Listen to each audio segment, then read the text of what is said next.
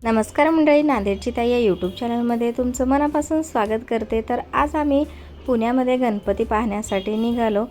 तर आज आम्ही दुपारीच निघालो होतो, कारण संध्याकाळची गणपती पाहण्यासाठी गर्दी खूप असती, प्रचंड। मुलं लहान होती म्हणून मी म्हटलं दुपारी जावं। पुणे म्हटलं की ट्रॉफिक तर होणारच, थोडीफार ट्रॉफिक लागली। मग पुढे आम्ही दगडूशेठ गणपती साईडच्या दिशेने गेलो। तिकडं खूप प्रमाणात असे मोठमोठे देखावे असतात। बघू आता किती गर्दी आहे, त्यानुसार आम्हाला काय काय पाहायला मिळणार आहे।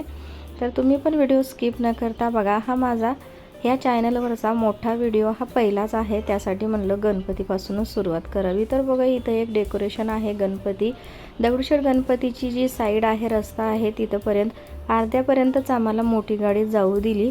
तिथून आम्ही साईडनं वळून घेऊन नदीमध्ये गाडीला पार्किंगसाठी जागा होती। पुण्यामध्ये मोठ्या गाडीला पार्किंगसाठी खूप अशी अडचण होते, त्यामुळं जर टू व्हीलर असेल तर कुठेही पार्किंग आपल्याला करता येतो।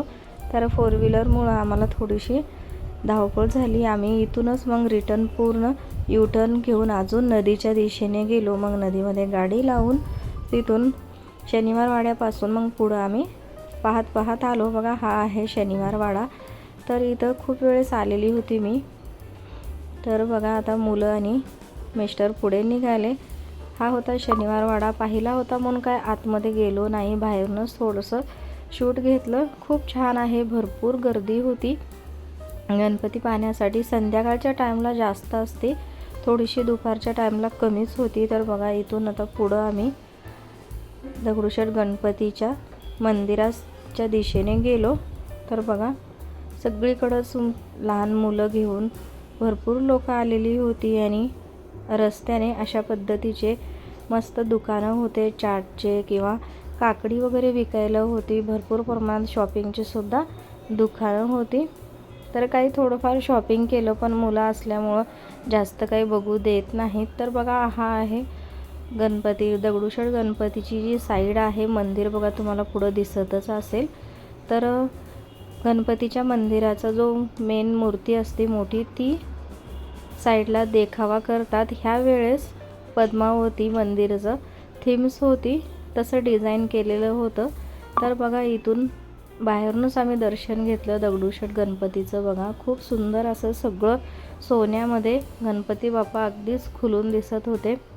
आणि गर्दी पाहू शकता तुम्ही, अलीकडूनच मी शूट घेतलं, कारण आम्ही रांगेला जर थांबलं असतं तर खूप वेळ झाला असता।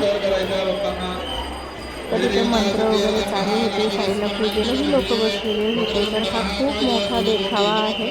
मग तिथून दर्शन घेतलो, अजून पुढे निघालो। मग मंदिराच्या साईडनं एक दोन देखावे पाहिले, शूट घ्यायचं राहूनच गेलं। छोट्या शॉर्ट व्हिडिओमध्ये मी दाखवलेला आहे। तर 2-4च गणपती आम्ही बघितले आणि पुन्हा निघालो, कारण लहान मुलं होती, खूप चिडचिड करत होती आणि जिकडं तिकडं गर्दीच होती। मुलं खूप वैतागली होती, फिरून फिरून दमलो। मग 2-3 गणपती पाहिलं आणि पुढे आलो। थोडंफार शॉपिंगचे वगैरे असे दुकानं, स्टॉल लागलेले होते, घड्याळ वगैरे।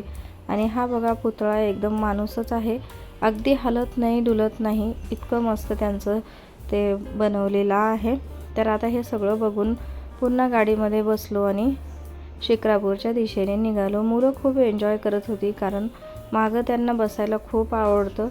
इथून आम्ही कॉर्पोरेशनच्या पुढं मेट्रो स्टेशनच्या खालून पुढं निघालो। भरपूर असे येताना सुद्धा देखावे दिसले, कारण दुपारच्या वेळेस गणपती जे मंडळ असतात ते झाकूनच ठेवलेले असतात। संध्याकाळचे हे सगळे गणपती आपल्याला छान प्रकारात पाहता येते, पण जे लहान मुलं असतील त्यांनी गर्दीमध्ये जाणं टाळावंच। तर इथून आम्ही पुढं निघालो। आता पुण्यामध्ये खूप गर्दी होती, जिकडं तिकडं गाड्या, मेट्रो। येताना सुद्धा 1-2 देखावे बघा गाडीतूनच पाहिलं, खूप छान डेकोरेशन वगैरे केलं होतं।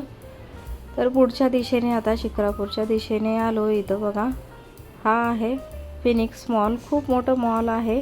एक वेळेस जाऊन तुम्हाला इथलाही मी व्हिडिओ बनवणार आहे, खूप मस्त आहे। मध्ये अशा पद्धतीनं मस्त हिरवगाळ असं पुणे सिटीमध्ये गेलं खूप छान वाटते, पण गर्दी जास्त असते। अलीकडं जास्त गर्दी नव्हती, ट्रॉफिक नव्हती, संध्याकाळची वेळ होती। आता आम्ही निघालो शिक्रापूरच्या दिशेने। खूप फिरून फिरून दमलो होतो, मुलंसुद्धा खूप दमली होती. असा हा छोटासा ब्लॉग होता. कसा वाटला कमेंट्स करून नक्की सांगा. व्हिडिओ आवडत असेल तर चॅनलला जाता जाता सबस्क्राईब करा. असाच एक व्हिडिओ घेऊन भेटू पुढच्या व्हिडिओमध्ये. धन्यवाद.